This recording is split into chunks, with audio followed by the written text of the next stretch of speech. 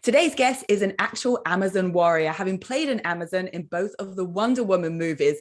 She's a former international heptathlete and bobsledder. She's a former gladiator in the TV show UK Gladiators, playing Enigma, and someone I'm very happy to call a dear friend and former training partner. Please welcome to the show, Jenny Pacey. How are you doing? Hey, Caroline. I'm really well. How are you? Good. Really good to have you on the show. We've been talking about having you on the show for a long time now, and you're such an inspiration to me. All the things that you've done in your career. I mean, we've been training partners together, gladiators together. We've led very parallel lives, but you've always inspired me. And I know you'll have so much to share with our viewers and our listeners here today as well. But I do want to just first start by saying Jenny and I used to sit in ice baths together after our training sessions, 10 minutes at a time, baths full of ice, reduce inflammation, all the things athletes do. So this week in Los Angeles, while she's visiting from the UK, I invited her to an ice bath with me at my local Monarch gym. And you didn't quite have the same tolerance that you used to have, Jen, did you, to say the least? You sat in there for minutes. I think I managed a minute with like the most amount of physical restraint to stay in that ice bath. It was, I'm deconditioned. I think it's been 10 years, Kaz, since I've done one. Gosh, well, I know you're very conditioned to your training though. And I want to start by talking about your Wonder Woman experience, both in front of the camera as an Amazon and behind the scenes as a trainer of the whole cast of the movie. Just talk to us about how that came about and the whole experience. So I retired from competitive sport when I turned 30. And the year after, I had this Twitter message saying, would I like to audition for a major Hollywood film? And I thought it was a bit of a hoax at the time, but it turned out to be a legitimate agent. They'd been searching for ex-athletes that had experience in the industry. And I had 3 auditions. I went through 2 different boot camps at Warner Brothers. And I ended up getting a role as an Amazon warrior. And it was a really incredible experience because we went through 4 months of training with the training team, and it involved hypertrophy training. So they bulked us all up, made us lean and athletic and muscular. And then we also learned a whole new skill set. So I learned how to sword fight, how to use bow and arrow, how to work with the shield and the whole stunt team. And we went through this long process, this big boot camp, and then ended up flying to Italy to film the incredible opening scenes in the first movie. And from there, they ended up, it was such a huge success. It was one of the highest grossing movies in Hollywood. And they commissioned the second film, Wonder Woman 84. And Patty Jenkins, the director, decided to have a female lead trainer for the movie, which is really quite unusual in Hollywood. And I ended up being the first woman in the world to train a female army for a film. Incredible. And I had several auditions again and then interviews with Patty. And I ended up getting the amazing role as being the lead trainer for all the Amazons in the second film. And then I also got the job to transform Kristen Wiig to Cheetah. And most of us know Kristen as like the skinny, funny girl from Bridesmaids. And I had this incredible opportunity and challenge to take her from a non-trained comedian into the badass Cheetah. And part of her journey as a character was not only to transform her personality into, she started off as like a goofy funny girl and then becoming the apex predator Cheetah, but also to transform her body chronologically with the film. So as you watch the movie unfold, you as an audience see her body transform and become more athletic, muscular, lean. And also we worked on her movement patterns. So I trained her like an athlete, so she would also move like an athlete, and that would translate onto camera for the audience. That's incredible, because first off, I think most of us after watching the Wonder Woman movies thought to ourselves, I want to be an Amazon. We were so inspired by these badass athletic women that could do these incredible things, that were ruling the world. And you were responsible for getting those women in that shape. And with Kristen Wiig as well, just what you're saying there, and I didn't quite realize that you had to get her in certain shape as she went along. So it wasn't start the movie in the best shape of your life. It was incremental. And that's a huge challenge. It's actually inspiring because it shows us that, you know, the skinny girl can turn into the athletic, muscly girl, or I'm sure the opposite if someone wants to lose weight and get in shape as well. But what was the biggest challenge with all of that? But whether it be physical or psychological? So one of the challenges is the timing of the movie. So I'd read through the script and I'd be like, okay, she's got this scene here where she gets her arms out for the first time, or there's this scene here in the gym where she's going to weight lift and do like a clean. So she needed to not only have transformed like in her physique, in her arms, in her strength, but also within her movement patterns. And Caroline, as an athlete, you know, it takes a long time to learn to weight train or Olympic lift. Beautifully as well as technically. So it was that challenge of transforming her muscle mass, and she was in her mid 40s, and she's worked out before, but it's working, you know, with someone's capacity. So you push them towards the edge of their limit or towards the edge of their line, but without pushing them too far. So you get adaptation, but without injury or without reducing their immune system. It's that game where you want, you know, 40 Amazon warriors to look incredibly athletic, but feminine and lean and muscular. And Patty came to me at the beginning and she was like, Jenny, I want these women to look a certain way because they physically are a certain way. So if you see an athlete, a sprinter in the Olympics, they look the way they do because they can move at the speed that they do, they can lift the weights that they do. They're a byproduct of their training, as opposed to looking at a bodybuilder who has trained, say, arms one day, legs one day, back one day, and they've manipulated their body into a certain aesthetic. So my challenge also, one of the biggest challenges, was that Amazons came from all different walks of life and were all different ages, from all different backgrounds.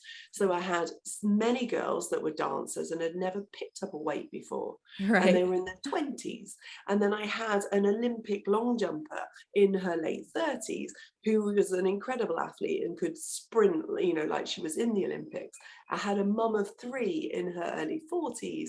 I had this great mixture, like of boxers, stunt women, gymnasts, dancers, athletes, and it was to bring all of their training together, periodized over 4 months, to make them all peak at the same point, like it was the actual Olympics, but it was on screen for the filming.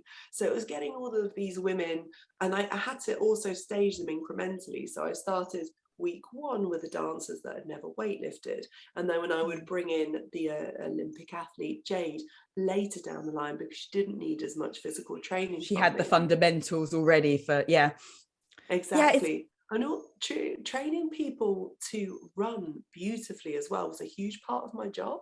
So I've often watched movies and I'm like, the lead actress, you know, they've taught them to fight, or they've taught them to swim properly, or they've taught them, you know, to horse ride. But I watch people run on movies and it's awful. Like a lot of women look like Phoebe out of Friends, kind of like with really bad running gait technique. And knee valgus. And so a big part of what I did was teaching dancers to, say, dorsiflex, that means you pull your toe up, or have the right carrying angle in the arm. And I wanted to create this beautiful cohesion between all of the Amazons. So they looked like they were competing against each other, but they had this beautiful flow state of movement on the screen for the audience. That definitely came across, and that's testament to you, that you took all these different physical bodies and abilities and got them to that same space at the same time. With the average person, I mean, we've not all got the benefit of having a celebrity trainer such as yourself training with us day in, day out, because I know the amount of work you put into that. But we want to, or a lot of people want to aspire to be able to feel that way, that gladiatorial Amazonian goddess, if you like the way you've described it. How does the everyday person take some of those principles that you used with the Amazons, with Kristen Wiig, and apply that to their own training? Like what can we take away from that? The Amazon mindset. I think it starts with that you're within your belief that anything is possible. So as an athlete, we follow the process of a growth mindset.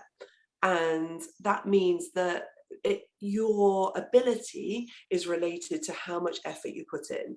You're not in a fixed moment in time or a fixed moment in your body or in your mindset where you are. Whatever you put in, how much practice, how much dedication, how much training, how much positivity will hugely, or completely affect the outcome. Yeah. So that's the start of the Amazons, like to end up, sprinting alongside an Olympic athlete when it came to the 20-year-old dancers and keep up is amazing. Also, that the training process, it's scientifically backed. If you create the correct periodization, you create the correct amount of weight training, progression, mixed in. I also did yoga and meditation and then some dance training. So there was aesthetic movement practice as well as body transformation. And it's within that combination that we ended up achieving the amazing scenes at the beginning of the movie. So it's really a growth mindset. Anything is possible with the right program, determination and consistency. You and I talk about that athlete mindset a lot, don't we? Because we feel it's that athlete mindset, and I'll maybe get you to describe it in more detail.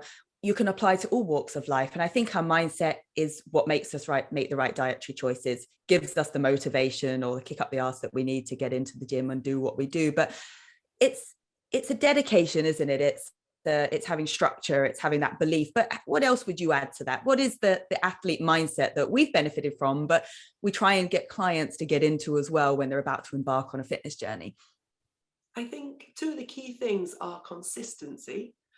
So as an athlete, we pre-plan a program every day of the week. We know what we're doing, if it's an Olympic weightlifting session, if it's a sprint session, and if it's a rest or active recovery day.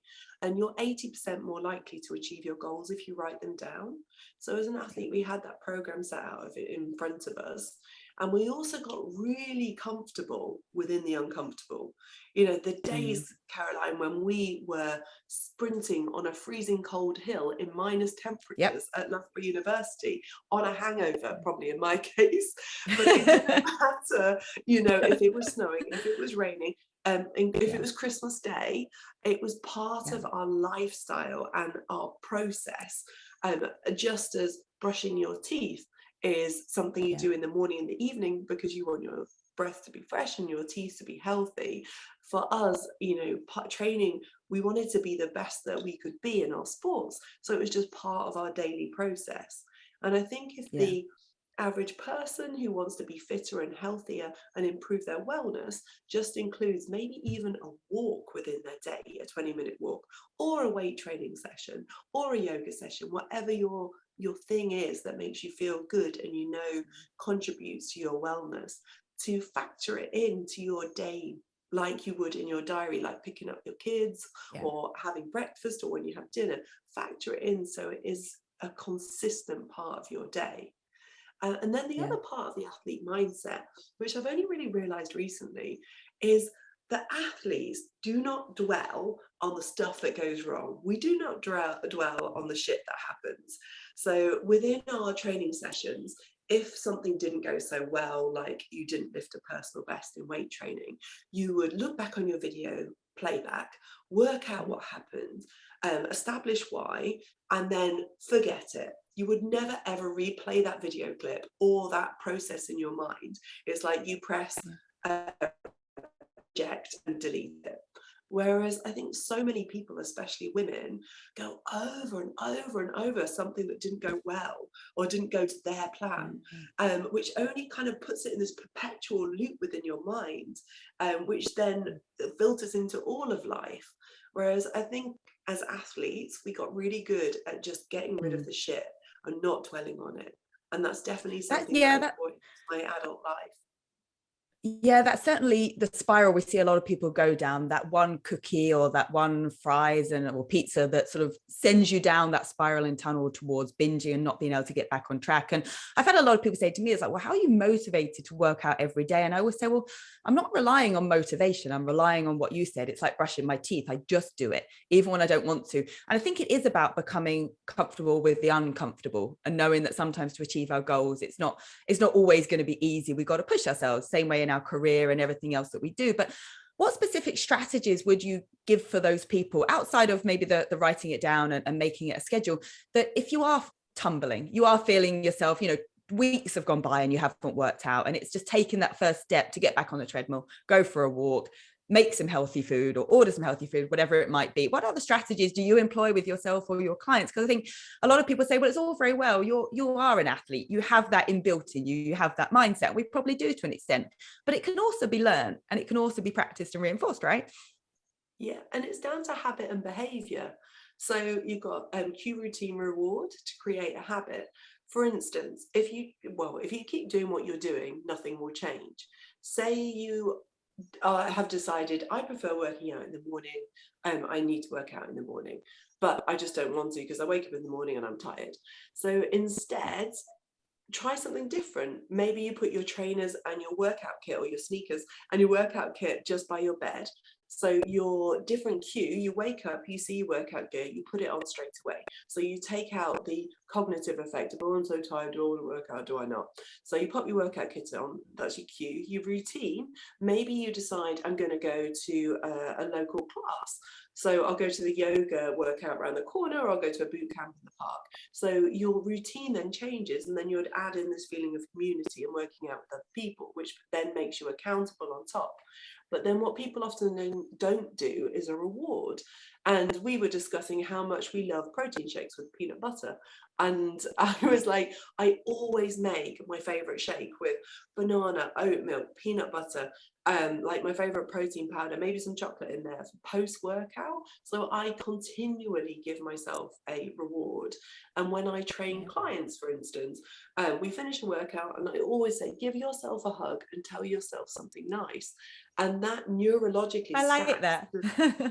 It's such a good Yeah. thing to do. And even in the gym, I give myself a hug because I neurologically stack together the feeling, the endorphin feeling post-workout, but then also that self-care, self-love feeling and a nice thought. So it means you're much more likely to continue with whatever habit you're trying to create, especially the exercise habit. And remember, it takes 21 days to create the habit, but then it takes 90 days to create a behavior. So it's about that consistency. And as you said, motivation, it's like a wave, it goes up and down, and it's also like a muscle. It's stronger in the morning and it's weaker in the evening. So if you know you're starting this fitness journey, you maybe need to factor in your workouts at the beginning of the day, or factor in making your healthy lunch at the beginning of the day, because you know you're going to be a bit knackered and tired and going for like more sugary foods at lunchtime. So take your lunch with you to take away the cue of going to, say, a canteen, and then the routine of eating something you don't want to. So it's creating that intervention, and it might be getting a personal trainer. So in the morning you don't want to have a 24-hour cancellation fee, so you make sure you do train because your personal trainer knocks on the door or you meet them in the gym. Yeah. It's creating that change in your life that will get you closer towards your health goals. And I know your business, Pace and Go, you run with your partner, your real life partner and business partner, Wayne Gordon, an incredible human being in himself, also a bobsledder, gladiator, actor in Vikings and James Bond movies. I mean, the two of them together are quite a force. But one thing that you've talked about and we talked about is how powerful it is to have a support system and someone else that shares that healthy living and drive to be fit and to exercise and to eat well.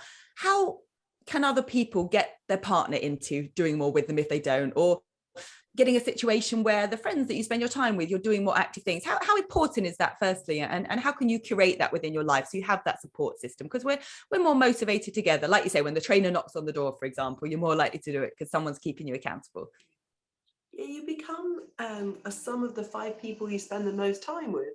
And in the UK, 67% of the population are obese, and in America it's even more. So if you hang out with, the majority of your friends are overweight or obese, and then you start taking on their behaviors, which we do. For instance, if you go to dinner with more than 6 people, you eat 50% more calories.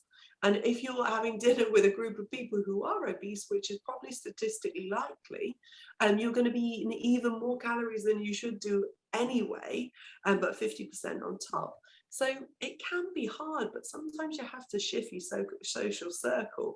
And this is why I suggested maybe going to a group fitness class like yoga or a workout in the park or a circuit class or boxing, whatever your thing is, because you're going to start to surround yourself and with like-minded people who have behaviors and habits that will help serve your goals. And it's not a case of, you know, not seeing your best friend anymore, but it might, if they are not helping serve your lifestyle and goals, if they're always like, oh, let's meet for dinner, and you always go to an Italian and you're going to have a carbonara because that's what you guys do and share 2 bottles of wine, that's probably not going to help you reduce your body fat long term. And it might be a case of, you know, you change the circumstance within where you meet those people that you know might sabotage your goals, or you know the kind of things that you like to experience in life are not going to set you towards your goals. So for instance, for me, I don't go out Monday to Friday for dinner with anybody. I don't really socialize. I tend to focus on my business. I train clients, I go to the gym, I walk the dog, I eat clean and lean, I'm healthy. And then Friday night to Sunday is my time where I do what I want. I enjoy wine and margaritas and tequila, and I maybe eat out 3 or 4 times. But that's the balance I've found. And lots of people are like, you never come out in the week. I'm like, no, I don't, because I will not be able to live the kind of life that I want to live and achieve the goals physically and health-wise and training-wise if I go out too much. So it's a case of, you know, designing your life and thinking about the kind of people you want to surround yourself with. And sometimes there's hard decisions to make, and being aware of those people that do sabotage you. And sometimes it's family, which is really difficult. I remember like always going to my grandparents. I'd never eat so many sandwiches and biscuits. And they guilt you into it, don't they, as well? You do, you can't help it. It's like the amount of Kit Kats that came my way at my grandma's. But and before I had a photo shoot, for instance, for like a cover shoot or something, I would not go home to see my family because I know it just, I would be sabotaged. It just doesn't work for me. So I would just make sure I'm booking going home the week after the shoot, for instance. And it's just designing your life. And I think also looking after yourself too, making those choices that best serve you. For instance, the amount of mums that I train that like create healthy breakfasts and lunches for their kids, but don't prioritize themselves. And as soon as they do start to prioritize themselves and their health, it has this huge ripple effect into the family and the family's behaviors, which has a positive impact not only on the mum's health, but on everybody else's health. So it's prioritizing yourself too, without guilt. Yeah, there's some really great advice in there. Lots of things for people to take away. And something I've always admired in you is your balance. You know, we have some trainers and some people that have discussed with us on the podcast or with me personally have said, no, you can't have your cake and eat it. You can't enjoy the wine and the cookie and all the rest of it. You know, if you're really serious about reaching your fitness goals or your dietary weight loss goals, but you have this ability to, you know, we go out and you will have a few glasses of wine or tequila and you will eat the cake and the cookies, and cookies are one of our favorite things. But you're able, like you said, to be very strict that Monday to Friday that you're not going out. And that takes willpower, it takes discipline, it takes structure and all the rest of it, which is not something everybody has in abundance or has to work a little bit harder at. So first of all, is it possible for somebody starting out on their fitness journey to have that balance? Or do you think you have to go a little bit more hardcore in the beginning if you want to make changes? Because maybe emotionally or psychologically, you're not very good at being that strict in the week and then allowing yourself the food or whatever at the weekend. Is it different for whatever stage you're at is what I'm asking? It is different, and it also depends on your level of fat storage. So if you're coming from a place of morbid obesity or obesity, you are probably not going to be able to do what I just described. There's a number of functions within the body. For instance, there's trigger foods. So if you're coming from a place of obesity and the majority of your body fat cells have been overfull with fat for a long time, and then on top of that, you end up growing more fat cells, which continuously communicate to your brain and tell your body that they want to be full. So you've created this number of mechanisms within the body which you have to fight against or which you have to manage.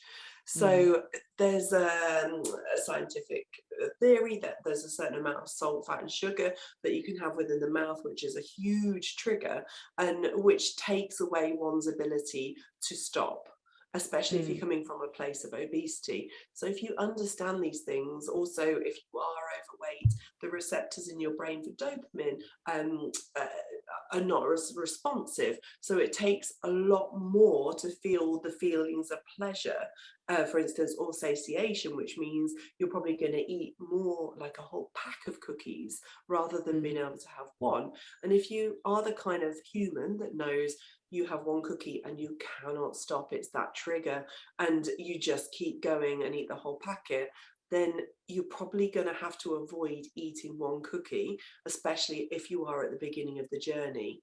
Yeah, you've got to strengthen your habits and your mindset before. Yeah. And also to change like your gut microbiome and the communication between the brain, and take away that trigger that would make you have that process where you're like, oh my God, it tastes so good, I can't stop, I want to stop, but I can't. You maybe just can't have the piece of food that starts that trigger, and you've maybe got to get through 90 days at least, first of all. And you may need to also work out the link between your emotions and your eating patterns. So, you know, if you're bored, if you're happy, if you're sad, we like celebrate with cake, and we feel depressed, we eat chocolate. It's, you need to figure out your why, and how food fits into your why as well. There's a great quote, I'm eating my emotions, and so many people do that. And it's learning what you can do instead. So maybe like you bring in meditation, or maybe, you know, going for a walk in nature, or doing a kickboxing class changes your mindset, as opposed to eating food to numb or change or fill a hole. Or it's working out the why and working out what can work instead. You know, if you're coming from that place of obesity and not having an off button when it comes to eating. Yeah, I mean, we talk about success being, you know, 80% diet, 20% exercise, but I'd say a huge percentage of that's the mind before any of that has to be right, before you embark on any of those things. You mentioned the gut, and I know on that note, I know you have followed for some time a diet called the Fodmap Diet, FOD, Fodmap Diet, and that's linked to our gut health, and a diet specifically for people with irritable bowel syndrome, IBS as it's known. And I'd love you to tell us a little bit more about that, because when I saw you start doing that, I was so fascinated. Like, what is this diet? I've heard of keto, intermittent, all these things, but very few of us have heard of that yet. I think a lot of people could benefit from it. Yeah, it's been really life-changing for me. We were talking about being an athlete earlier, and I found that as an athlete you do loads of things that are not normal, and you think they're normal. So we would be like such low body fat, we wouldn't have periods, and we just think, oh, that's normal. And for me, I used to have an upset stomach every single day, and I just thought that was normal, to like wake up with some diarrhea because of like the high carbohydrate foods we would eat, or being nervous about competition, or being nervous in training, or whatever it was. I just thought it was quite normal. And a few years ago, we had a royal client, and we brought in a specific nutritionist dietitian to work with them. But part of the process with whoever we work with, we asked them to show us what they do. So she was like, oh, a fabulous nutritionist called Vivi. I was like, can you do a nutrition plan for me? And we were talking about, you know, my energy levels, my digestion, and what foods I liked and didn't like, because I have various allergies. I'm allergic to chicken, cod, prawn, and red wine, for instance.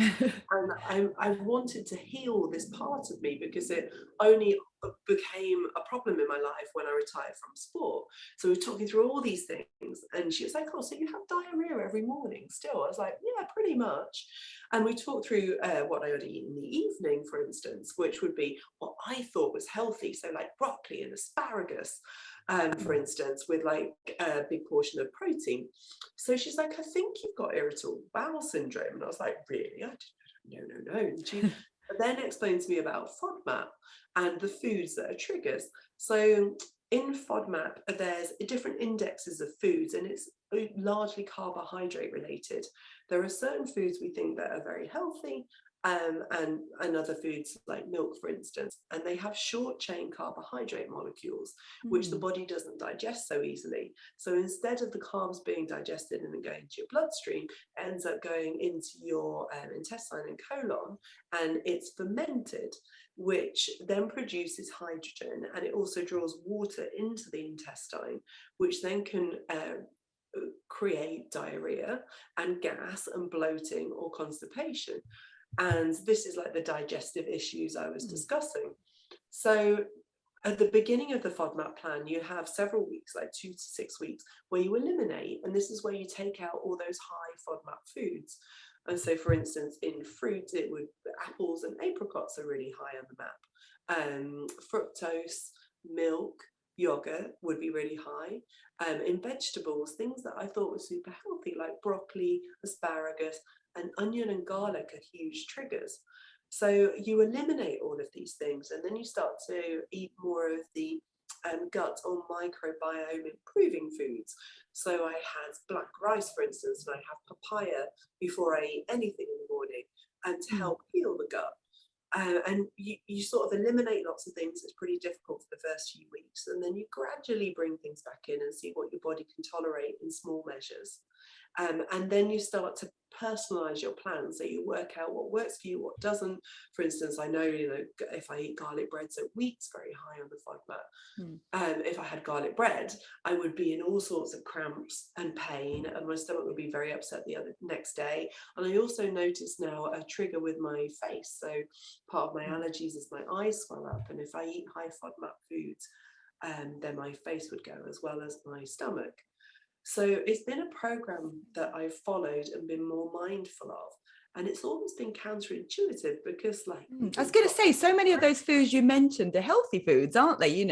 I've looked at the list, asparagus and all these foods you think are healthy, garlic. So it's not that they're not healthy. It's that if you have this sort of intestinal issue, IBS, it's not good for you and your condition. Is that correct? Yeah. Okay. People suffer with digestive issues. And when you understand, that these foods are taken into the intestine and they suck in the water, they produce the hydrogen, that's where you get the gas, and they ferment, and they're not digested in the same way, you're like, oh, that makes sense. And if I just eat accordingly, and I believe in the 80-20 rule, so I try and be, like I was saying, really mindful and clean, and eat the foods that service my body and my energy and make me feel good 80% of the time. But then at the weekend, I might end up not feeling so great after eating out, because there's so much garlic in food or onion in food. But I found, like, having the papaya and these gut healing foods has really helped. And now there's so much research on the gut microbiome linking to your skin, your mental health, your performance. And as an athlete, I wish I had known this, because I'm really sure that if I had eaten via the FODMAP plan or more for my body and what worked for my body, I would have had an improved performance within sport. Yeah. No, I mean, it's about personalization, isn't it? Knowing what's right for us and getting feedback about our body. And I introduced you this week to Lumen, our metabolic tracker. And the idea with that is that it will tell us how much carbohydrate. I mean, it actually sounds like it would fit very well for the FODMAP, because it's telling us how much carbohydrate we're burning, or if we're in a fat burning state. What did you think of it, Jen? Because I know with the number of clients you have, it would be a really valuable insight into their results and if what sort of nutrition plan you're giving them is working for them. Yeah, I thought it was an amazing project, because it takes away all the guessing. Like, what's happening internally within your body. And we talk so much about, like, fasting and macronutrient balance and burning fat, or like our energy levels. It just tells you, are you burning fat in the morning? Are you burning carbohydrates? You can look at it gauged on your energy levels or your mood. Then you know what to eat pre-training, post-workout. It takes out all the guessing game. And I watch so many, say, influencers on Instagram, and they're telling us to fast or do this or do that. or this is what I eat in a day. It's like, it really doesn't matter what you eat in a day, because you're not me and you're not in my body. And the average person shouldn't just copy what somebody else does because they put it on Instagram. And I feel like this product takes away all the questions. You make it personal to you and your body and your cells and your DNA and your digestive enzymes, and how long it takes you to digest carbs. And you know, if you need to finish eating at 6 o'clock or 8 o'clock to get a better night's sleep and then be in a better fat burning position the next day. So I think it's amazing to personalize and help you understand you, which is the key when it comes to health and fitness and wellness. Yeah, I mean, I tested my breath with the Lumen device this morning, and having fasted this morning, I figured I'd be in a fat burning state, and I was quite excited about that, but I wasn't. I was sort of burning 50% carbohydrate and 50% fat because we had a late meal last night. So that's feedback. And and then it gave me some advice. It said, well, it could also be because you had disruptive sleep. I looked at my other tracking device, which told me, yes, I had disruptive sleep. So it's all really valuable. We're certainly sending you home with a Lumen, Jen, and you can use this with your clients and have them try it out as well. But metabolism is, we talk about personalization, metabolism, something that changes even within ourselves as we get older. I mean, you're not burning calories at the same rate in your, in your 30s as you were in your 20s, or 40s as you were in your 30s, and certainly postmenopausal for a lot of women. What other things can we do to prevent that sluggish metabolism or boost our metabolism as we get older, or just if we're someone that, just unfortunately has a poor metabolism? I think sleep is key. Really, really key. It affects so much, like our hormone balance, our energy balance, our appetite, the foods we go for, our mental health. I think to prioritize sleep is incredibly important. And then I think particularly as a woman and pre and postmenopausal, weight training. I don't know if you know, but to add 1 kilo of muscle to your body increases your calorie burn by 70 calories a day. So if you're trying to lose weight and you lose a kilo of fat, for instance, you're probably going to lose a kilo-ish of muscle at the same time, if you're not working out and you're only dieting. And that means that you're going to reduce your calorie burn by 70 calories a day. So you reduce your basal metabolic rate, or your daily calorie burn, by just dieting alone. But if you work on your nutrition, I hate the word diet, but if you work on your nutrition, your macros and your calorie intake, and you also weight train at the same time, so you're reducing the body fat but increasing the muscle mass, that's how you don't yo-yo diet, and how you can increase your basal metabolic rate and look after your metabolism, as opposed to kind of crashing it as you drop the weight. Then you end up eating a bit more, you put on the body fat but not the muscle, and that's how you end up yo-yo dieting and putting on more weight than you lost, because 83% of dieters fail, which is, that's a huge percentage. It's huge. If you're on a diet, the likelihood is you're going to put on more weight and be more obese afterwards. Whereas if you train, or you create a eating program that you can maintain really for the rest of your life, and changing, with certain things, like I said, when I retired from sport, obviously there was digestive things that changed within me. But if you create a program you can maintain for 10, 20 years, but then maintain consistent weight training with it, I think that's how you find the balance and the key, and create a healthy, maintainable weight. Yeah. And the word diet, like you say, we don't like to use it because it has a negative connotation. And like you said, what percentage was it of people that diet fail? 87% of diets, people that are dieting, fail. But diet, if you look up the word diet, it actually just means a way of eating. So it doesn't have to be a negative, restrictive problem. It is purely just a nutrition plan, a way of eating. And like you said, one that we can sustain for long term is the one that we should be following, the one that's personal to us. And then looping back to training again, because you started at the beginning talking about the Wonder Woman training and the movement patterns. And I know something you're really big on, and I assume you do with your clients, is the functional training and the mobility training. So not just about lifting heavy, get in the booty, biceps, whatever it might be. Let's just sort of finish off with the importance of functional training and mobility, because I think both of those things can sometimes get a little bit lost amongst the desire to just be in shape and not really think about the way we're moving. Yeah, so mobility is as important as strength training to me, because it reduces your risk of injury. It increases your range within how you can move, which is what we want to do. We don't just want to isolate a bicep and work in this manner, for 20 years. You want to be able to have full shoulder flexion mobility, so you can be functional in all aspects of life. So I think combining numerous forms of training, from like, I do stick mobility, I do yoga, I do functional mobility, and then combine it with strength training. And as athletes, I think the fittest people in the world are athletes and sports professionals.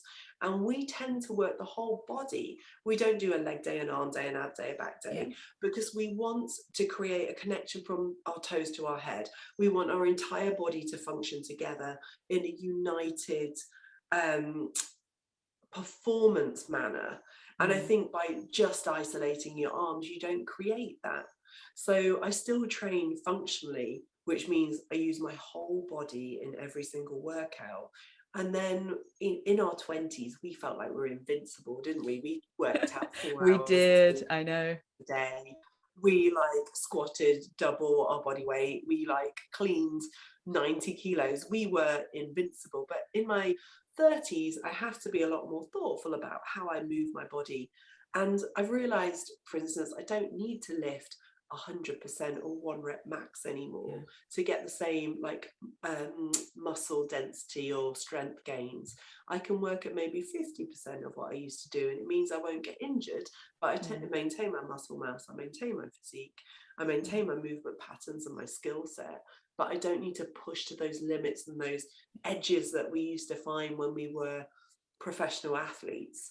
And I think it's that combination of, for me, I do breath work like Kapalabhati at the beginning of a workout. So I'm working my core, connecting my mind, my body and my soul, and then moving into, say, mobility, and then the strength training and finishing with core stretch. And then I often meditate at the end of a workout. So it's a lot more, I connect everything now. It's not just about performance or pushing myself. And I find the mobility, yoga, the flexibility is a really wonderful way of starting that process. Not just training my body, but giving my mind a really nice time during a workout as well. I think it takes away the thought of exercising purely for physical gains and weight loss, where you're focusing on movement patterns and achieving something in a performance sense. I think you'll get the results, but you're not focused on those results or that incessant need to burn calories and so forth. Do you know, Jen, I could talk to you for so much longer, and luckily I get to do so off of the podcast, but you're mindful of information and an inspiration to me and so many, and really appreciate your time here today on the Health Hack podcast. Where can everybody follow you, and just give us a quick update on what's coming next for you? You can find me on Instagram and Twitter and Facebook, Jenny Pacey. Also, I've got a website, paceandgo.co.uk. I've got lots of exciting things coming up. There's some new movies. I've got some amazing clients at the moment. I've started training politicians, which has been really interesting in England, especially high stress clients, I'm sure. Especially with the way the world is at the moment. I'm also working on a weight loss wellness TV show format to really help people how to understand how to be in that 13% of successful dieters, as we call it, or people who are trying to be healthier and lose weight, because there's so much conflicting information out there, and it's so difficult to navigate. Brilliant. Well, we look forward to lots more from you, Jenny. Thank you so much. Chat to you soon. Thank you. Bye.